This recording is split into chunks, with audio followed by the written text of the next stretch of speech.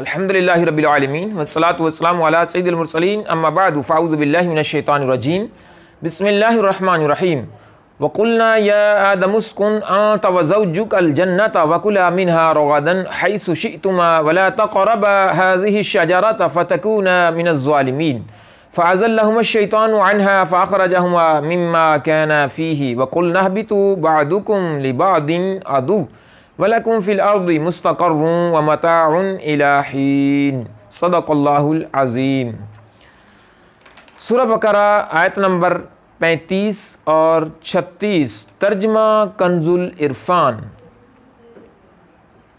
اور ہم نے فرمایا اے آدم تم اور تمہاری بیوی جنت میں رہو اور بغیر روک ٹوک کے جہاں تمہارا جی چاہے کھاؤ، البتہ اس درخت کے قریب نہ جانا ورنہ حد سے بڑھنے والوں میں شامل ہو جاؤ گے۔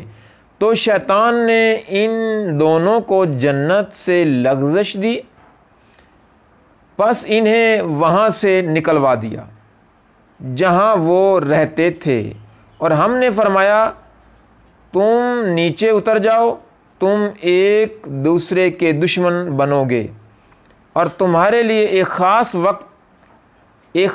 وقت تک زمین میں ٹھکانہ اور سامان ہے۔ یا آدم اسکن انت وزوجک الجنۃ، اے آدم تم اور تمہاری بیوی جنت میں رہو۔ اس کی تفسیر حضرت آدم علیہ السلام اور ابلیس کا واقعہ یہاں بیان کیا جا رہا ہے۔ خلاصتاً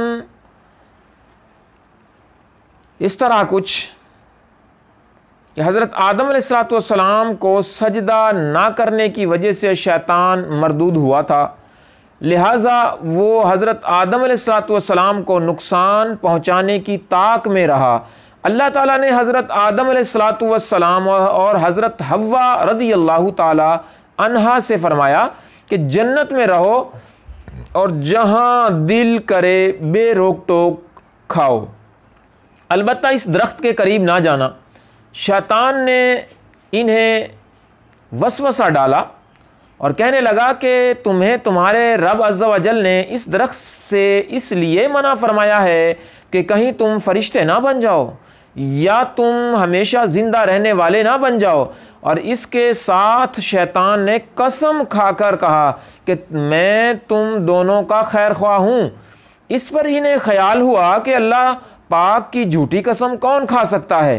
اس خیال سے حضرت حوا رضی اللہ تعالی عنہا نے اس میں سے کچھ کھا لیا، پھر حضرت آدم علیہ السلام کو دیا تو انہوں نے بھی کھا لیا، اور یہ خیال کیا کہ اللہ تعالیٰ کی ممانت تحریمی نہ تھی بلکہ تنزیہی تھی، یعنی حرام قرار دینے کے لیے نہ تھی بلکہ ایک ناپسندیدگی کا اظہار تھا۔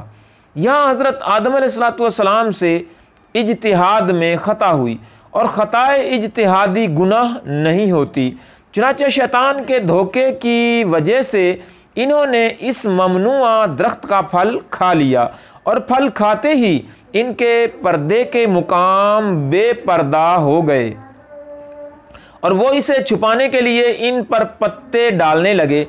اس وقت اللہ تعالیٰ نے فرمایا کہ کیا میں نے تمہیں اس درخت سے منع نہیں کیا تھا، اور میں نے تم سے یہ نہ فرمایا تھا کہ شیطان تمہارا کھلا دشمن ہے۔ اس کے بعد حکم الہی ہوا کہ تم زمین پر اتر جاؤ، اب تمہاری اولاد آپس میں ایک دوسرے کی دشمن ہوگی اور تم ایک خاص وقت تک زمین میں رہو گے۔ زمین پر تشریف آوری کے بعد حضرت آدم علیہ السلام ایک عرصے تک اپنی لغزش کی معافی مانگتے رہے، حتیٰ کہ آپ علیہ السلام کو اللہ تعالیٰ کی طرف سے چند کلمات سکھائے گئے۔ پھر جب آپ علیہ السلام نے ان کلمات کے ساتھ توبہ کی، معافی مانگی اور معافی کی درخواست کی تو وہ توبہ قبول ہوئی۔ اسی